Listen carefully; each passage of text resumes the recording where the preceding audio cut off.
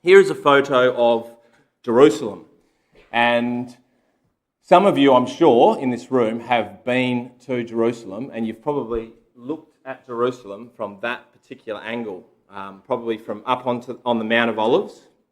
And you can probably remember your first time of looking in that city, if you have been there. And for me, I have been there, have been lucky enough to go there. And I do remember distinctly the first time I looked at that city in that way. And it's just an amazing city. And it's just got this feel about that city when you look at it.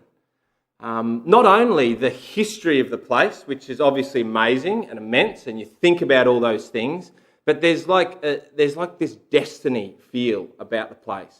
It's like a very, very special city, and the feeling which I've got at no other place I've been to in the world. And that's obviously true for Christadelphians and Christian people who have got that affinity with that city. But it's true of other people as well. Like I worked with a girl who went to Jerusalem, and she had no religious background whatsoever. And I was talking to her about her trip to Jerusalem, and she said the same thing. She said when she was in that city, there was a feeling about the place. There was a destiny about the place.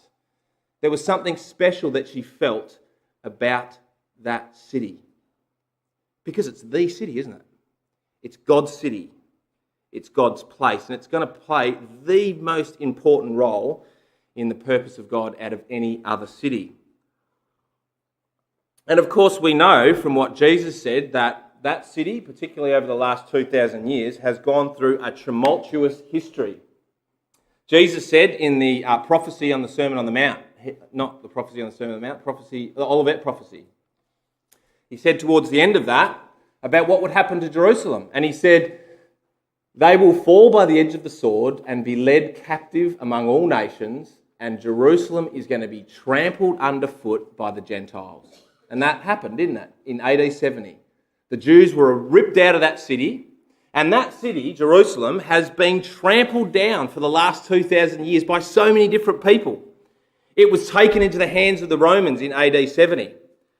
And the Romans had it for a couple of hundred years. And then Constantine, as the leader of the not the Holy Roman Empire, but the Byzantine Empire, he took over Jerusalem. And he got his grubby hands all over Jerusalem. And he built these filthy churches and filthy holy sites over every single one of the important sites in Jerusalem. But he didn't last long either, because then Muhammad came to Jerusalem. And he apparently went up from the Temple Mount and ascended into heaven.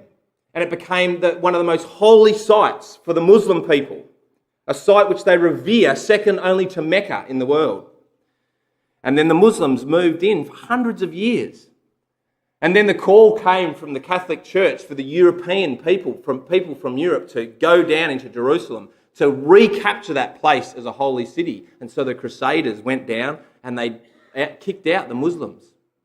And those wars raged for decades. And then eventually the Crusaders were kicked out by Saladin, who was a great leader of the time. But Saladin eventually too was kicked out. And then the Ottomans moved in. And they trampled down in Jerusalem, and they possessed it for hundreds of years also, until we looked a couple of nights ago that eventually the purpose of God was that the British should come in at the end of World War I. And they took Jerusalem back. And not Robert Allenby, I was going to say, who was a golfer, but General Allenby walked into the city of Jerusalem and he reclaimed Jerusalem from the Ottoman people. And then eventually, we're going to see tonight, that finally, that city was going to return. And that's what Jesus said would happen. He continued on his words. He said, it's going to be trampled down for all these hundreds of years, but there will come a day, there will come a time when the Jewish people will return to the city again. And 2,000 years have gone past. That's amazing. And that time was going to come when the Jewish people were going to return to that land and to that city again. And the events of the Six-Day War in 1967 was that time, was that moment in history that Jesus talked about when the Jewish people would reclaim Jerusalem back and it would be back in Jewish hands. And that's what we want to have a look at tonight, a little bit about the events that surround that particular time. Now, 1967, what was going on in 1967? Some of you may be able to remember. I was not alive for another 11 years. But the Vietnam War was raging. The USSR was strong in the world, and so was the US, and the Cold War was right in the middle of these two superpowers. Muhammad Ali was at the peak of his powers, right? Absolute peak of his powers. The Richmond Tigers won the AFL Grand Final, interestingly. And the Beatles, just 4 days before the Six-Day War, released their album, the Sgt. Pepper's album, which was their most successful album. So it was the raging the end of the 60s, and the world itself was going through a period of change and a period of turmoil. And right in the middle of all that, there was these events that happened in the Middle East. And of course, I can remember in my lifetime that there's always been turmoil and trouble in the Middle East. And there was back here in 1967. And in 1967, what was going on here was, of course, Israel had been in existence now for 20 years. And the nations around Israel, the Arab nations, still hated Israel for the fact that they'd been given that land.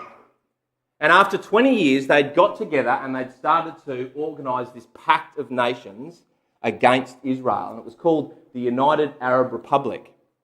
And it was headed in Egypt, and it included Jordan and Syria and many other nations. And they had started to join their forces together.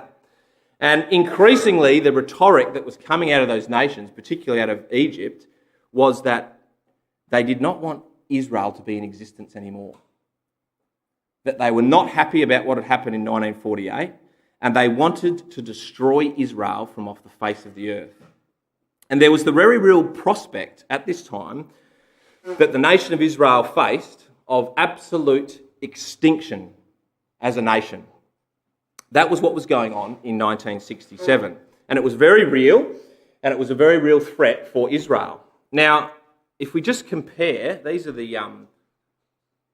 when the imminent prospect of war became evident, this was what the situation looked like, the key matchups between the two teams.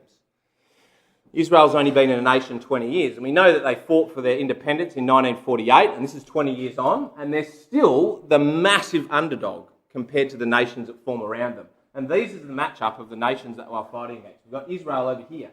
And these are all the nations that had formed a pact against them in this war to destroy them. Egypt, Syria, Jordan, Iraq and Lebanon were the 5 nations which were actively involved in military pursuit in this particular war. And all of these rest of these nations gave their assistance and said, if you really need us to get involved, we'll get involved. So there was this huge pact of nations against this little nation of Israel at the time.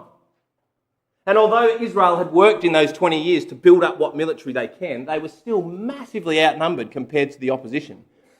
Israel had 50,000 troops and 30 combat aircraft and 800 tanks. But that was in comparison to the forces of the Arabs' huge army, which outnumbered them hugely. 307,000 troops plus reserves. They had 950,000 combat aircraft and 2,500 tanks. So on paper, it was like a massive wipeout. There was no way that Israel were going to win this battle against this opposition as this war heated up in the middle of 1967. And these were some of the characters who were involved in this war. I always find the people involved in these wars, they're just such interesting individuals.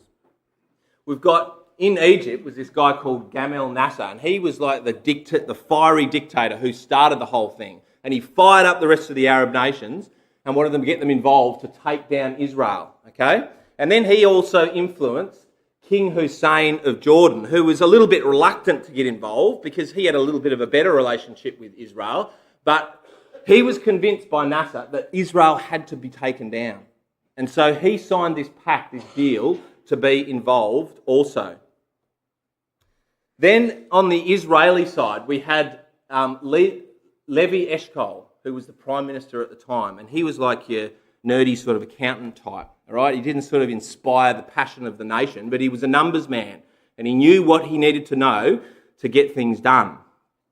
And working with him was Moshe Dayan, all right, who was like the rock star general in Israel, who just everyone in the nation loved, okay? And working alongside him was Yitzhak Rabin, who was really the mastermind behind the victory that actually happened in these 6 days. And these two apparently, didn't get on very well because everyone gave Moshe Dayan the credit, even though Yitzhak Rabin was probably the man that was the mastermind behind it. But I think it was probably Moshe Dayan's eye patch, right, that got him all the credit, because it's just so cool, isn't it? Like, if you're going to have a general, you want him to have an eye patch, right, because it looks seriously cool. I don't even know whether he had an injured eye, but he got the eye patch. It was brilliant branding, and everyone in the nation looked up to him and loved him for it. And he got all the credit, most of the credit for the victory of this war, even though Yitzhak Rabin, he was the mastermind behind it. Interestingly, I read that in 2005, the original eye patch of Moshe Dayan turned up on eBay, okay, and it was sold in 2005 on eBay for $75,000. All right, so that's how much they loved Moshe Dayan. So this is the lineup of people that were involved. Now, in the background of this also, and this is what made the whole war so intriguing as well, was the superpowers of the world. We had Brezhnev, who was the president of the USSR at the time, okay? And he was behind the team of Gamal Nasser and King Hussein. And he was feeding them information and was very much on their side. And on the other side, we had LBJ, Lyndon B. Johnson. He was the American president at the time, and he was very much giving information, feeding information to the Israelis about how to win this war. The interesting thing about that, and I'm sure probably most of you know that, is that Lyndon B. Johnson had in his family Christadelphians. His grandfather, and you can go on Wikipedia and look it up, it's really fascinating. His grandfather was a Christadelphian, and his father was a Christadelphian. And on Wikipedia it says that these men actually influenced LBJ and some of his policies and decisions about what happened in Israel. Now, I'd thought about that, but I'd never seen it in the context of 1967. It was so important that that man, Lyndon B. Johnson, have an affinity with the Jewish people and want to be involved in them in this particular moment. It's interesting that the man he replaced, JFK, was not like that. He was actually very much aligned with Nasser in Egypt. But God saw fit in his purpose to bring about a situation where this man was the president of the United States at the time and helped Israel in the 6-day war to bring about what happened here. And you see that right through this entire story. It's amazing. And this is what we're looking at. We're looking at miracles. Now, they're not miracles, brothers and sisters, in the sense of what Jesus did miracles, where it was an amazing miracle in front of people's eyes. But it's a miracle, brothers and sisters, in the sense of God working through providence and through his angels to make sure all the events were set up perfectly so that Jerusalem could be taken again by God's people. And that's what was going on here in 1967. So, those are the people that were involved. And as we moved towards June of 1967, it really started to heat up in the Middle East, and everyone was thinking it's going to come to war. It's going to come to a head. And there were 3 things which actually tipped it over the edge, because the Israelis were very hesitant about wanting to go to war. They knew the matchup, the difference between their strengths and the Arabs, and they were very hesitant. But there was 3 things, brothers and sisters, that tipped them over the edge. The first one was the USSR's involvement. And this USSR actually fed false information to the Egyptians, which said that the Israelis are building up a massive amount of troops on the border, and if you don't do anything about it, they're going to come and invade you. And that was completely false. But they were always sowing the seeds in the background and causing and stirring trouble. And of course, when Nasser heard that, he mounted his army and brought many of his troops into here. And Israel became extremely wary about what was going to happen. The next thing that happened was that the UN peacekeeping troops, who had been in the Sinai area since the war that had happened about 5 years earlier in the Sinai Peninsula, the UN peacekeeping troops were in that area, and the Egyptians forced them out of there. They said, "You've got to leave." Now, normally, in that kind of situation, the UN would have to catch up with all the boys in New York, right? Catch up in the hotels, have a dinner, and work out exactly whether that was going to be possible or not. But the UN, in this particular case, the troops got immediately out of there. And that's one of the things, brothers and sisters, that Israel has never forgiven the UN for. It was the start of this division in the United Nations against Israel, where you can still see those sentiments in the United Nations today. So the UN troops left, and that was a big warning sign to Israel as to what was going to happen here. And then the final thing was that Nasser, who controlled the Straits of Tiran here, obviously a very important spot for Israel in getting their cargo ships and everything in and out of their place, he completely shut the Gulfs of Tiran. And he restricted Israel's maritime movements. And that was probably the tipping point for the nation of Israel that got them to the point where they realised they needed to go to war. Now, at this point, what did Israel do when they saw these things happen? Well, as I said, there was division amongst them internally. Should they go to war? Shouldn't they go to war? Some of them said, yes, we need to preemptively strike, otherwise we're going to be destroyed. Other people, like Ben Gurion, who was like one of the founding figures of Israel, he said, no, I don't think we should go and fight against them because we're going to be destroyed. So there was internal division about what would happen. Now, during that time, the Americans were working very closely with Israel, and their intelligence actually showed, when you looked down and looked at it on paper, and you looked at the organisation of both of these armies, they predicted that Israel would win if they went into war against Egypt. And they predicted if they went to war with Egypt and they went and attacked them first, that they would win in a war that would last maybe 15 days. But if they let the Egyptians strike them first, that it might be 25 to 30 days that they would be embroiled in war. But they predicted that they would win. But that was certainly, brothers and sisters, not the sentiment of the nation at the time. And the sentiment in the actual nation, the city of Jerusalem and the nation of Israel, was fear. And people did not want to go to war. And they thought that this was going to be the end of the nation of Israel after just 20 years. And people started to prepare themselves for the reality of that.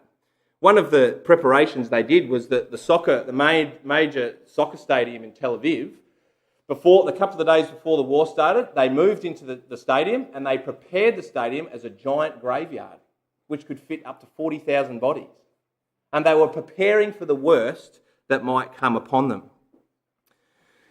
And so finally, with this pressure around them, on the 1st of June 1967, the Israeli government formed a unity parliament, which was all of the sides got together and said we need to work together here to find a solution because it looks like we're going to go to war.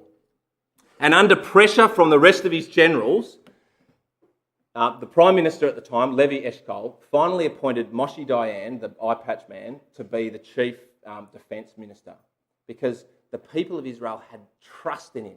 They believed in him. He was a man that could inspire passion amongst the people. And he was appointed to be the defence minister.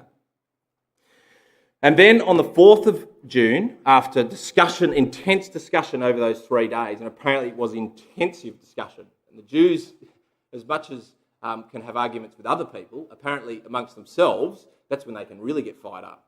And apparently those 3 days were intense. But on the 4th of June, one day before the war was started, they decided they've got to go to war. It's the only way we're going to be able to survive. And the only way we're going to be able to survive is if we catch them by surprise. Because if they jump on top of us, who knows what could happen. And so they put in practice what happened over the next 6 days in the 6-day war. And it started very quickly. There's the two men, Levi Eshkol and Moshe Dayan, discussing over those 3 days what they would do. Here is the situation that they faced. That's Israel and the borders of Israel at the time. And they put in place the very next morning, on June the 5th, at 7:40 a.m, a plan which was called Operation Focus. And this Operation Focus, which they put into practice at 7:45 on June the 5th, was something that they had practiced very carefully for the last 8 years. They had meticulously practiced every single process of this operation in preparation for when this might be used. And they decided the night before that this is it. It's going to happen. And what happened was at 7:45, this was the plan, at 7:45, there took off from Israel virtually the entire Air Force. Okay, they had 200 combat aircraft, which they had in their Air Force at that time. They had 300 and something planes, which included all their planes and all their helicopters, and they had 200 combat aircraft, which could be used in this kind of offensive mission. And out of those 200 planes, they used 180 of them in this mission. So they threw everything at this particular operation. And at 7:45, those planes took off in succession on their little missions, and they went down where it says there, where those arrows say, and they flew at 20 metres off the ground or 20 metres off the water. And they did that, of course, to avoid Egyptian radar. And they flew across the water of the Mediterranean Sea here, and they flew down the Dead Sea and right down here in across the Red Sea to very specific points which were that they were going to be targeting. And the points that they were going to be targeting was the air force of the Egyptians. As I said, 9 years of calculated planning. And they all took off in succession, these planes, to these particular parts. And when they arrived at the air bases, which they had planned to, the planes moved into the air bases and they strafed the runways, which is like machine gunned all the runways, and bombed all the runways to take every single runway out.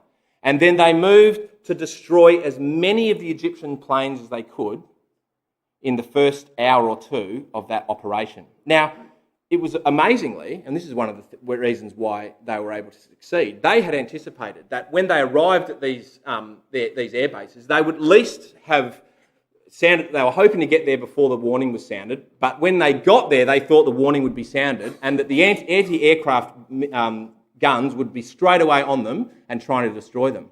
But what had happened that very morning was Nasser himself had been travelling across the Sinai here to go and visit one of the army bases, and all anti-aircraft weaponry had been told that it wasn't to be used that morning. And so the Israelis were able to come right into the air bases, and they were able to, in that 2 hours' time, virtually destroy the entire Egyptian air base. Of the 350 combat aircraft that the Egyptians had in those air bases, they destroyed 338 of them in that 2 hour period. In just 2 hours, they destroyed that. Unbelievable what they managed to do. Here's the planes that they had, and they weren't the most state-of-the-art planes. They were sort of like borrowed and begged and stealed from every other country they could, particularly the French, to get this military to do what they needed to do. And the precision in which they were able to enact it was unbelievable. Yitzhak Rabin, who was obviously the chief guy who was looking over the mastermind of this is what he said later. He said, "Our airmen struck the enemy's planes so accurately that no one in the world understands how it was done. And people seek technological explanations or secret weapons that we may have had to achieve it." That's what he said about the operation, because people were so amazed. And the Egyptians said, well, the US must have been involved, or some other power must have been involved in order for them to be able to achieve what they achieved in those short hours. So, after 2 hours, this amazing feat has been enacted, and virtually the whole air force of the Egyptians had been destroyed. The next thing that they did was they wasted no time. As soon as they had success from these air bases, they took off to Amman and they took off to Syria, and they did the same thing with the air forces of Syria and the air forces of Jordan, and they destroyed equally the vast majority of the air forces of those two places. So all of a sudden, in 2 hours' time, before 10 a.m. in the morning, they had destroyed the key air forces of their opposition, and they now had command of the skies. Now, the Egyptians were completely caught off guard by this, obviously, and were in a complete panic. But apparently such was the power of Nasser, who was like the president of the Egyptians, that none of like the other Egyptians who were down the scale from him would ever like to say something bad to him, because it would not be good for them. All right? So they didn't have the confidence to tell this man what had actually happened. And when they did, and when someone did, of course, Nasser was not going to admit to the world what had happened in those just 2 short hours. So blaring out on Egyptian radio and Egyptian media and Egyptian newspapers was that the Israelis had tried to attack them, but they had been unbelievably successful in destroying them. They said that in the first hour, 70 planes of the Israelis had been destroyed, and not one Egyptian had come to a casualty, and not one plane had been destroyed. And that was what was in the newspapers, and that was what was on the radios that got sent out to the people. So the people were like, this is awesome, this is great, we're winning this great victory. And that got sent out to all the people. Meanwhile, while he was saying that, already the Israelis under Ariel Sharon, this is what Ariel Sharon looked like back then, he's looking slim, okay? He obviously got stuck into some falafels over the next 20 or 30 years. But he was looking slim here, and during this period, and this is on the same day, after they had superiority in the air, they didn't have anything to be afraid of anymore, and they streamed into the Sinai Peninsula and headed straight to the Suez Canal. And very quickly, he made gains in that particular area. They took the area of Gaza as well, this particular zone here.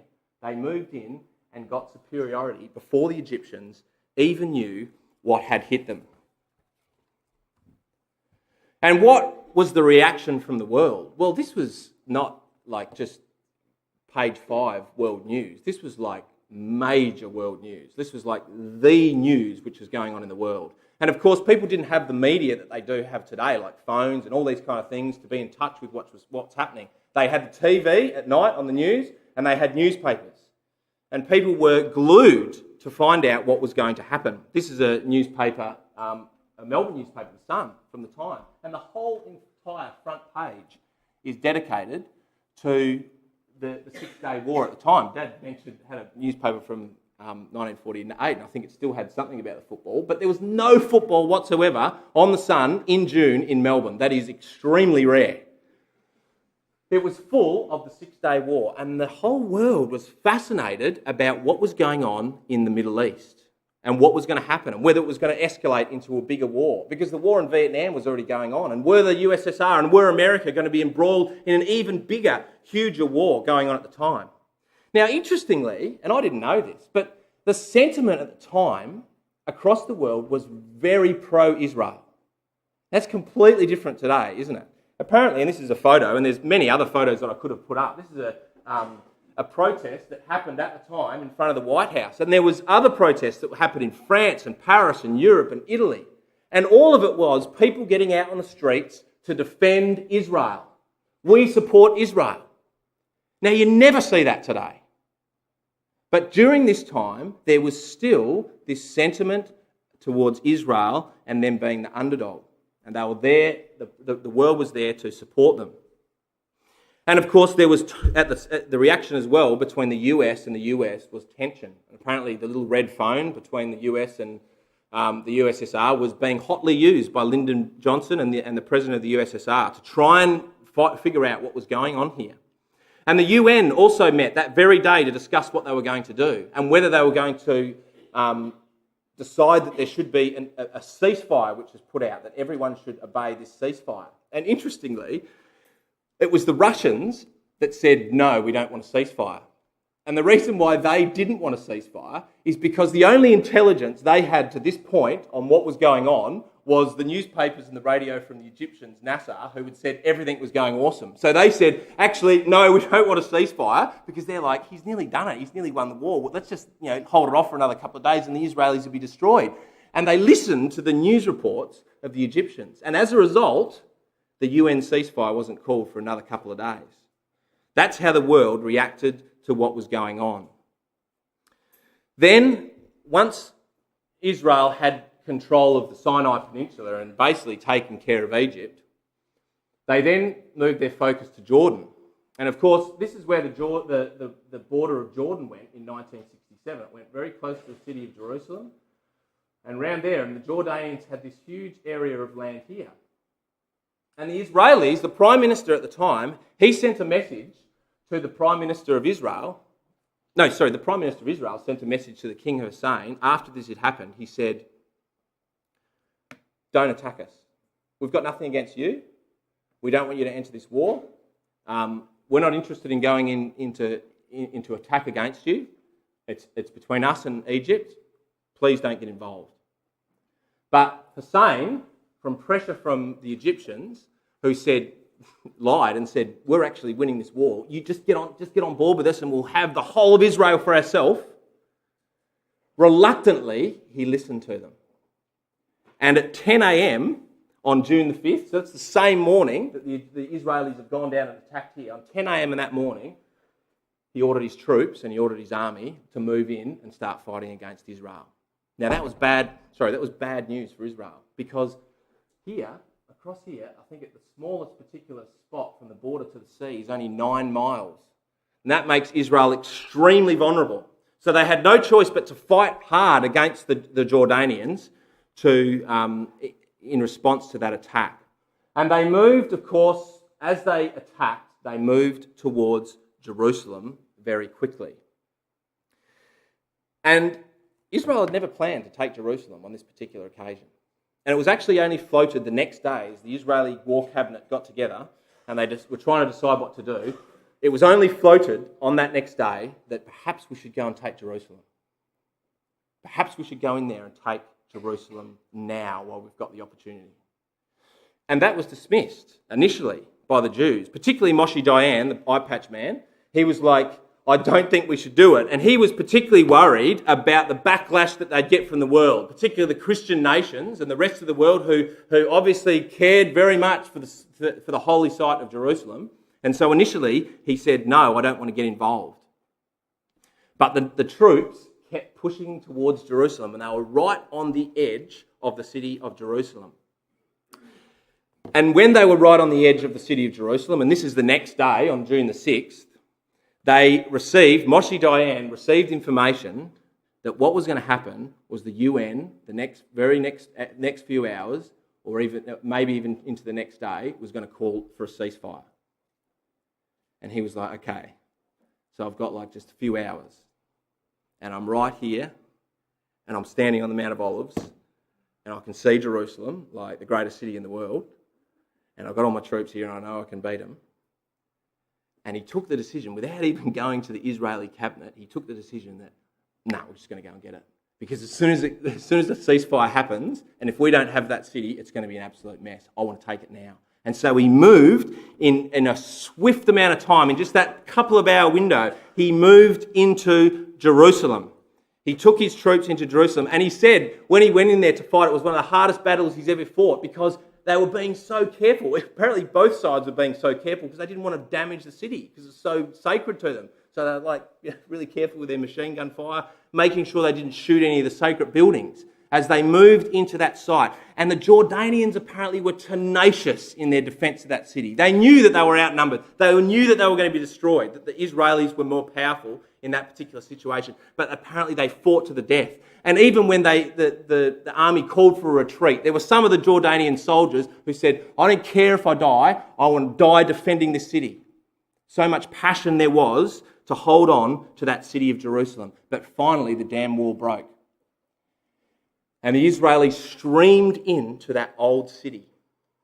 And many of these troops had never even been in that city before, because from 1948, the Jordanians barred any of the Israelis from going into Jerusalem. And they moved into that city, and many of them didn't even know where the Western Wall was, but they moved through all the tiny streets of the old city of Jerusalem, and eventually, brothers and sisters, they arrived at the most sacred place for the Jews, which was, of course, the Wailing Wall, or the Western Wall, the final remaining pieces of the temple that was around at the time of Jesus. And when they arrived there, this photo was taken. These are some of the first troops that got there. And this is a very famous photograph taken by David Rubringer, who was working for one of the newspapers, who had got into he had sort of preempted what was going to happen, and he made his way right into the city because he knew that this was going to be an historic moment. And he took this photo, which is probably the photo from the 1967 war. And these are a group of young soldiers who got to the Western Wall first. And it's interesting to read his description about what happened at that particular moment. He said there was just this outpouring of emotion of these people, anyone who was there. All of the soldiers, he being a photographer, he said, I'm not a religious man at all. And most of the soldiers, brothers and sisters, were not religious. The Jewish people, when they came and re-established the nation of Israel in 1948, most of the people that did that were secular people who'd turned their backs on God and weren't interested in God. But it's interesting that when they got into Jerusalem, that city, and when they got to that wall, that there was this outpouring of emotion about that place. And David Rubringer says, even though he wasn't a religious man, that he felt this religious feeling about that time. And so did many of the other troops and soldiers who were there at that particular point. Interesting, isn't it? I think that you don't have to scratch the surface too much in the Israeli person to find God. And we know, brothers and sisters, that that's what's going to happen, don't we? And we know that the attitude of the Israelis today is often atheistic. And they don't believe that God is the God of the world who's in charge of them and in charge of their destiny. But if you scratch the surface a little bit, like they did in this particular time, in their hearts is God, the God of Israel. And God is going to bring that out in his nation. That's what he's doing. That's what all these events are doing, brothers and sisters. They're bringing about and changing the heart of that people who is his people because he wants to save them. So they took Jerusalem, and they didn't just leave it there. They went on from that point. This is actually a famous photo of the two generals walking into that city. You've got Moshe Dayan here, and you've got Yitzhak Rabin. Moshe's looking happy. Yitzhak is spewing he doesn't have an eye patch, okay, particularly for that photo. But those two men walked into the city and triumphantly took that city. But they didn't leave it there. They then went on and ended up taking the rest of the hills and mountains of Israel, okay? The area of Samaria, the West Bank. They moved into all that area and took that section. Then, on June the 8th to 9th, so the last couple of days of the Six-Day War, and the Syrians, after the Jordanians had been dealt with, the Syrians then attacked Israel. Israel again were reluctant to be involved and attack the Syrians back. But eventually they decided to move into this area of the Golan Heights. And you've probably heard of that because it's always something that's brought up, the Golan Heights, even today. And it's a very strategic location in the nation of Israel because there's mountains up there and you've got a brilliant strategic military point. And so they moved into the Golan Heights and they took that section also.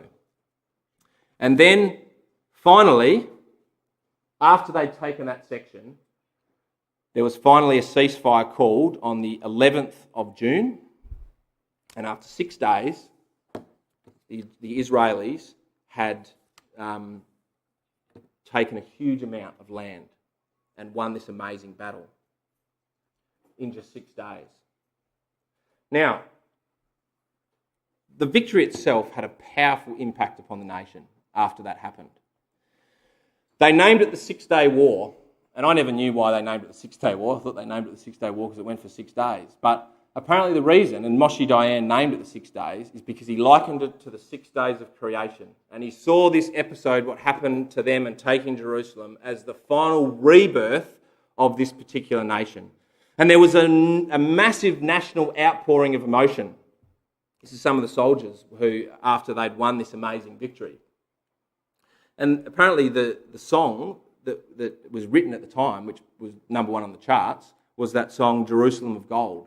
That went to the top of the charts at the particular time because it so much summed up the sentiments, the nationalistic feeling of the nations. And as I said, although most of the nation was secular, they felt this religious feeling about what had happened. The other thing that happened was that this victory sparked an enormous immigration to Israel from other places. We know that after World War II and even 1948, there was this massive influx of people which came to Israel. And after 1967, the same thing happened. And Jewish people from all around the world wanted to come and they wanted to meet and be a part of this new nation of Israel. Now, this is a summary of what happened in the war. So, this is the section that they had pre-1967, before the war. And in just 6 days, this is what they took. It's amazing. Absolutely incredible. Now, it's interesting the places they took. They're the places that have caused Israel all the trouble since. they took the Sinai Peninsula, and that was the one that they actually gave back about 5 or 6 years later, in the mid-70s. They gave the large proportion of the Sinai Peninsula back. But they kept the Gaza Strip until 2005, right, which has caused huge contention. They've kept most of the West Bank, and some of this has gone back to the Palestinians, but to like an absolute political minefield in there as to who owns what and what city goes to where. And it all happened out of what happened in 1967. And they also took the Golan Heights, and they keep that Golan Heights as of today.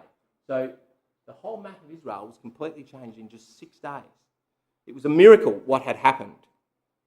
Now, all of this was happening, of course, in accordance with Bible prophecy about what God had said would happen. Now, sometimes when we look at Bible prophecy, we only realise, like, way in hindsight what has actually happened and how it's unfolded. But the amazing thing about what happened in that 6-day war, and what made it so incredible, I suppose, was that it was like Bible prophecy that was being, like, happening and right before people's eyes in a very quick amount of time. I think that's what made it so incredible for the people who were living at that particular point. So let's just look at 5 things that got fulfilled, that happened as a result of what happened in the 6-day war. The first one, of course, was Jerusalem's back in Jewish hands. Just as Jesus said. He said, it's going to be trodden down for years by the Gentiles, but one day, in fact almost 2,000 years later, the Jews again would take that city. And Jesus said that in Luke 21 and verse 24. Israel takes the mountains. So up until that point, the higher plains of Israel, which were the Golan Heights and the hills and mountains of Samaria, they didn't own. But we know from Ezekiel chapter 38, when the Northern Confederacy will come down into the nation of Israel and overtake them, that they will come on the mountains of Israel. And so Israel took that section of the land which was essential before the Northern Confederacy could return in Ezekiel chapter 38. The other thing that happened as a result of this particular event is they started to develop this spirit, which is talked about in Ezekiel chapter 38, which was when Israel will finally be invaded, when the Northern Confederacy comes down to invade Israel, they will dwell securely or confidently in the land. Now, up until that point, they didn't feel that way.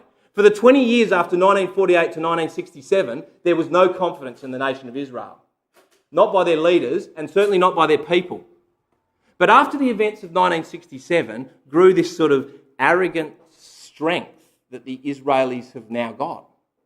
That you see when Benjamin Netanyahu does a speech at the UN or any other speech that he does. There's this confidence in their own ability and their own strategy. And I suppose it's not surprising, is it? When you see some of the things that they've done militarily against the odds. Who is going to destroy them? Who is going to take them down? And God said that's the spirit that you're going to see at the time of the end. You're going to see a spirit in the Israeli nation which is self-confident and self-powerful and doesn't need me and doesn't need anyone else. Or if it needs anyone else, it'll make an alliance to shore up its own security. That's what God said the spirit of Israel would be like. And after 1967, that's what started to grow in this nation. That's what started to build in this nation. They dwelt securely. And they dwelt confidently. Number 4, Jerusalem becomes a burdensome stone. The NET version of Zechariah chapter 12 says this, I will make Jerusalem a heavy burden. All who try to carry it will be seriously injured. And that's what Israel took on in 1967. They took on that burdensome stone of Jerusalem. And it's a heavy stone to bear. And why is it such a heavy stone to bear? Because everyone wants their hands on it. Everyone wants a piece of Jerusalem. It's so important to the Muslims, isn't it? It's like the second most important city. And there's millions and millions of Muslims who love Jerusalem and would love to get their hands on possessing that city. And of course the Christians, the Catholics, the wider Christian community sees that city as an international city. And they've vied to try and make it that, to take it out of the hands of the Israelis and make it an international city which is owned by everyone. And of course the Jewish people, now that the Jewish people have got a taste for it and they've actually got it in their hands, there's no way they want to give it up. And that's why they keep building more and more little settlements on it, and more apartments, and like putting more and more furniture on there, so that they secure it for their own. But God said, you'll never secure it. It'll never be at peace until I come. And Jerusalem will be a burdensome stone to anyone who tries to touch it. And that's happened since 1967. It has become like that. And then finally, number 5 was a distaste for Israel grows throughout Europe and all nations. Zechariah 14, which is our reading, which we read tonight, said that ultimately what's going to happen, and we all know what's going to happen, is that all nations, it says in Zechariah chapter 14, are going to come against Jerusalem to fight. All nations are going to come and want to destroy Jerusalem. And there began in 1967 this distaste for the nation of Israel. As I said before then, Israel was viewed very much as the underdog, as the nation which people could get behind. But after 1967, people started to turn their back on Israel. France, very quickly after the 1967 war, who were a very close ally to Israel and helped them a lot in their first 20 years, they turned their back on them, along with a lot of other European nations. And now we see that distaste in not just the powerful nations of the world, not just in the United Nations, but we see it in even the general public. You would never see a protest on the streets for the nation of Israel anymore. In fact, you would see the opposite, because there is a distaste for that nation. And God says that's what's going to happen. Because all nations eventually are going to make a confederacy against that particular city. So 5 things, brothers and sisters, which happened as a result of that war, and most of them very quickly when it was viewed over those days. Now, as well as having a powerful impact on the nation of Israel itself, this particular event had a powerful impact on our brotherhood and our community. It was interesting when I was thinking about this talk, I actually wrote an email to as many brothers and sisters in Melbourne as I could who had lived at that time and could remember that time in their ecclesias and what that event had done for them. And it was amazing to read all those letters, because people were like, they just fired straight back with their emails about this, because it was something, brothers and sisters, that meant so much to so many people. Apparently, and this is just going from a couple of things that some of the people wrote back and emailed back to me, ecclesial halls, particularly over that 2 or 3 week period during that 6-day war, were absolutely jam-packed with people. And it wasn't just Christadelphians, it was ex-Christadelphians, people who hadn't been seen sometimes for 20 years, rolled back into ecclesial halls because they saw the significance of this event. And when you think about the event, it's an amazingly significant event. And there were baptisms, many baptisms in ecclesias. 2 from our own ecclesia that I know of as a result of that. Brother Charlie Taylor, who's probably known to many of you here, was baptised the very night before the 6-day war, and he said that he believed that he'd got the golden ticket to the kingdom. Because it was like, this is it, I've been baptised in the night and Jesus is going to come tomorrow, I'm the one. You know, I've got that golden ticket. Annette Pudney, my auntie, who's also probably known to many of you here, she was baptised just 2 weeks after that event, and that had a powerful effect upon her. And it had a powerful effect, brothers and sisters, on many brothers and sisters at the time when it was happening. And many people were baptised. And apparently lectures like that people would put on in this particular 2 or 3 week period were just inundated with people. There was one lecture, and I think most cities had like big lectures in their town halls or whatever for this particular occasion. Melbourne had one, and we had it in the Athenaeum Theatre, which is a major theatre in the Collins Street of Melbourne. And there was 250 people, visitors, that came to that particular event. And apparently they had to send some of the Christadelphians home who had come to that particular lecture. I mean, how long since that's happened? Apparently one brother and sister said they were walking towards the hall, and there was like a big crowd of people walking, with them, and they thought, oh, wouldn't this be amazing if all these people were going to our lecture? And they were. And they all went to their lecture and filled that particular hall. I mean, the opposite happens today, doesn't it? I remember when we had a seminar series last year and we were walking to the little TAFE where it was happening, and there were some people walking with us, and we're thinking, this is great. We're going to get some of these people. They're all coming along. And then right at the end, right at the last door, it was like we went into the Christadelphians and they went into the pottery class. Right? And there was no one that came. But back here, there was, even in the general public, there was a spirit. There was a spirit of that something big was happening in the world, and people wanted to know about it, and people wanted to hear about it. And many Christadelphians believed, and it wasn't even just Christadelphians, there was even other Christian groups who believed that this was the moment that Jesus Christ was going to return. Many people believed that their life would be cut short now, that they wouldn't get married, that they wouldn't have children. But the Lord would be in the earth right then and right there. And he was going to come and set up his kingdom. But it didn't happen, didn't it, brothers and sisters? And weeks went past.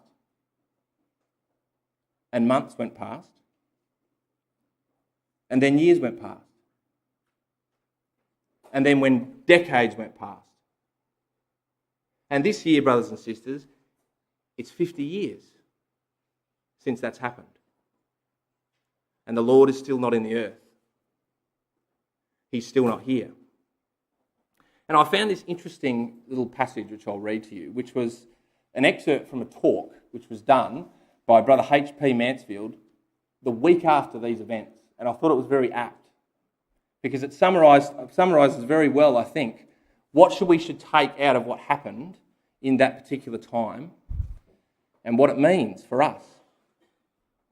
He said this, and it was apparently in a Bible school, a week or so after the 6-Day War. He said, "We've been lifted up by the events that have taken place in recent weeks. There has been an excitement about it, as we have seen Israel march on to victory, and as far as the world is concerned, to glory.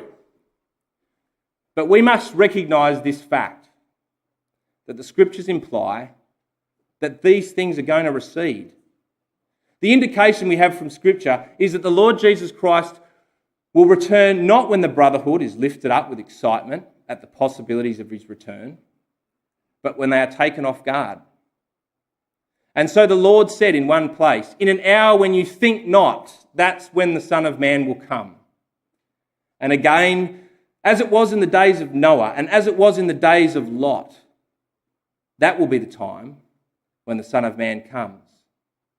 And our Lord issued a parable in which he declared to the servants by saying, 'My Lord delays his coming.' Now this is all the indications of Scripture, that the Lord Jesus Christ will return at a time when people are not looking for him. And we need to bear that in mind. And we need to be determined that the things we have seen in recent weeks will never, ever be allowed to recede from our mind.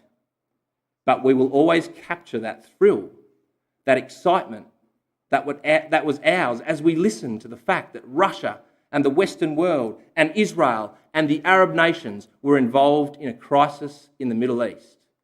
We must not allow that to fade from our minds." I thought that was a really powerful and interesting comment that he made in that talk. And that, brothers and sisters, I guess, is our challenge, isn't it? And that's why we have looked, I suppose, at these events which have happened to the nation of Israel, because we want to try and remember and never forget that just 50 years ago, in the history of the world, 50 years is nothing.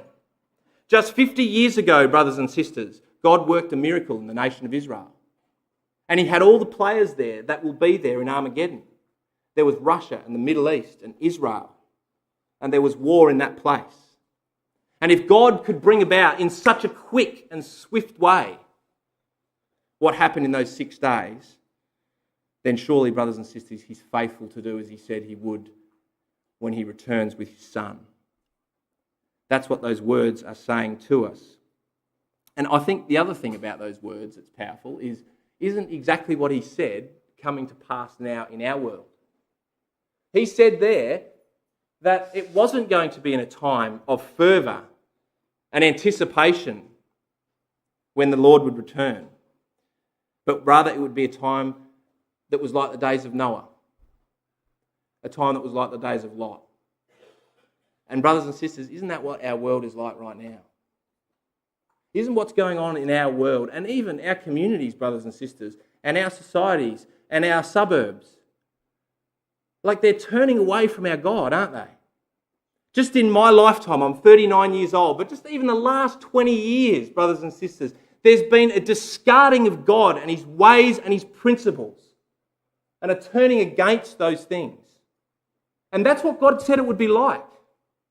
He said it would be like the times of Noah.